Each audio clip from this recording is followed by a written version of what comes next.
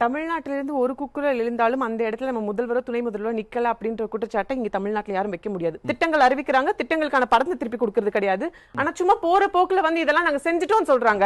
திட்டங்கள் முழுமை பெற்றதுக்கான ஆதாரம் எங்க இருக்கிறது அப்படின்னு தான் கேள்வி. தமிழகத்துல யாருக்கு எந்த பிரச்சனை இருந்தாலும் உடனடியாக முதல்வரும் துணை முதல்வரும் போவாங்கன்னு அக்கா சொன்னாங்க.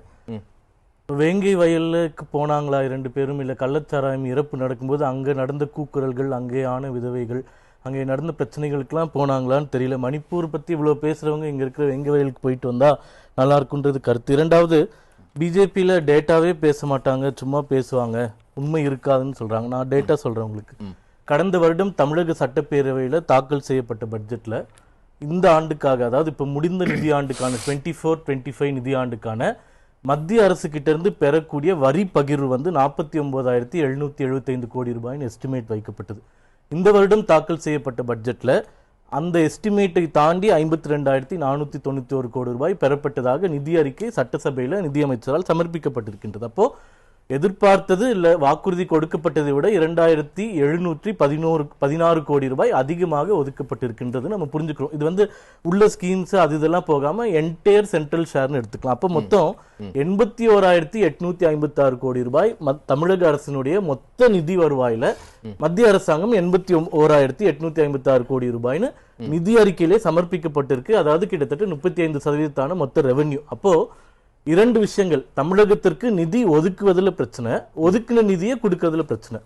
ஒதுக்கின நிதியோட 2,700 கோடி ரூபாய் அதிகமாக கொடுக்கப்பட்டிருக்குன்னு சட்டசபையில உங்க அரசாங்கமே நிரூபணம் பண்ணிட்டீங்க. ஒதுக்குவதில் பிரச்சனைனா அது சிஸ்டமேட்டிக் சேஞ்ச், பினான்ஸ் கமிஷன் இருக்கு, அதுல ஃபார்முலாவை மாத்தணும். அது வந்து ஓவர் நைட் பண்ணக்கூடிய விஷயங்கள்ல இவ்வளவு ஆண்டுகள் ஒரு சிஸ்டம் ஃபாலோ பண்ணிருக்கோம்.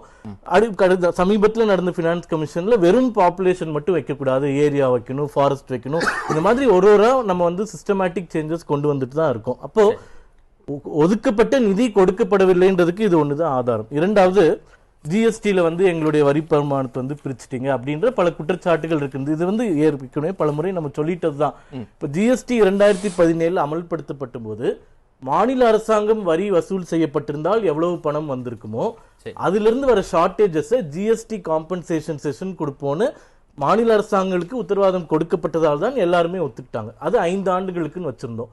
அப்போ 2017 இருந்து 22 வரைக்கும் 5 ஆண்டுகள்ல 50,136 கோடி ரூபாய் ஜிஎஸ்டி காம்பன்சேஷன் செஸ் கொடுக்கப்பட்டு விட்டது.